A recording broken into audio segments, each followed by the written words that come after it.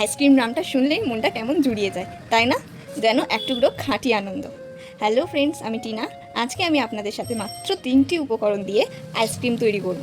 এর জন্য কোনো রকম ফ্রেশ ক্রিম এবং হুইপ ক্রিমের প্রয়োজন পড়বে না, বা কোনো রকম মেশিনের প্রয়োজন পড়বে না, কোনো রকম কনডেন্স মিল্ক এবং বিটারেরও কোনো প্রয়োজন পড়বে না।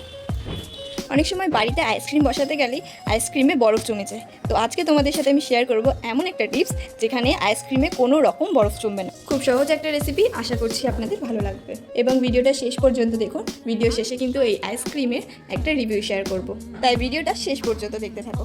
তো চলো শুরু করি আজকের রেসিপি। আমি গ্যাসে একটা ফ্রাই প্যান বসিয়ে নিয়েছি। এর মধ্যে দিয়ে দিচ্ছি 2 গ্লাস দুধ। আপনারা চাইলে আপনাদের পরিমাণ মতনও দিতে পারেন।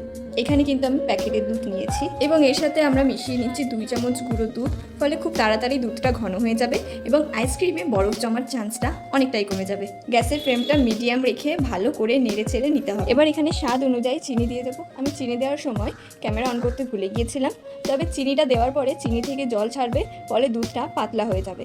তার জন্য মাঝারি আঁচে অনবরত নাড়াচাড়া করতে হবে এবং 2-3 মিনিটের মতো জাল করতে হবে।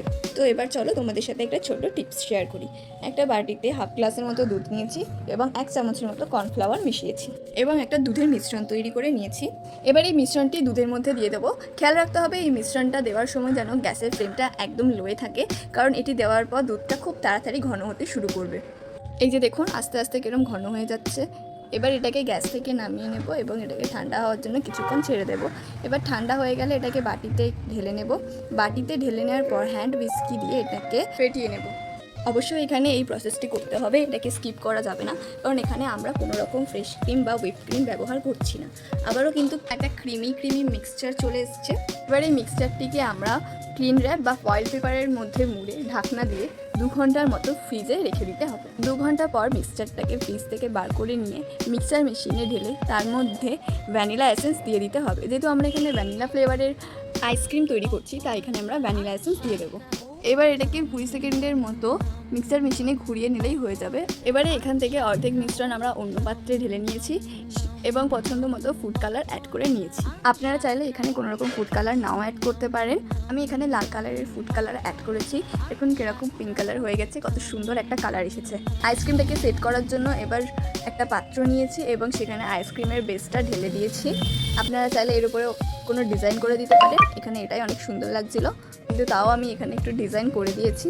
এখানে আমার ডিজাইনটা হয়ে গিয়েছে, আমি নিজের মতো ডিজাইনটা করেছি। এবার এটার উপর ক্লিন র্যাপ বা বাটার পেপার দিয়ে ভালো করে মুড়িয়ে নেব। এখানে আমি ক্লিন র্যাপ ব্যবহার করেছি। এই প্রসেসটা অবশ্যই, কারণ র্যাপ দিলে কিন্তু বরফটা পড়ে না এবং ভালো মতো আইসক্রিমটা জমে যায়। এবার এটাকে ঢাকা দিয়ে 8 থেকে 9 ঘন্টার মতো ডিপ ফ্রিজে স্টোর করে রাখবো। এবার 8 থেকে 9 ঘন্টা পর আমি ডিপ ফ্রিজ থেকে বার করে নিয়েছি। এবার আমি আপনাদের কেটে দেখাচ্ছি যে আইসক্রিমটা কতটা সুন্দর হয়েছে। প্রায় দোকানের আইসক্রিমের মতনই হয়েছে। এটা খেতেও কিন্তু খুব সুন্দর হয়েছে এবং কোনো রকম বরফ এখানে পড়েনি। দেখুন রেসিপিটা কিন্তু খুবই সহজ ছিল। আশা করছি আপনাদের খুবই ভালো লাগবে। একবার বাড়িতে বানিয়ে খান, দেখবেন কতটা সুন্দর হয়। ভিডিওটা ভালো লাগলে লাইক, কমেন্ট, সাবস্ক্রাইব করে দেবেন। এখানে আমার মামার একটি রিভিউ শেয়ার করলাম। আজ ভিডিওটা এত অবধি, দেখা হচ্ছে পরের ভিডিওতে। টাটা।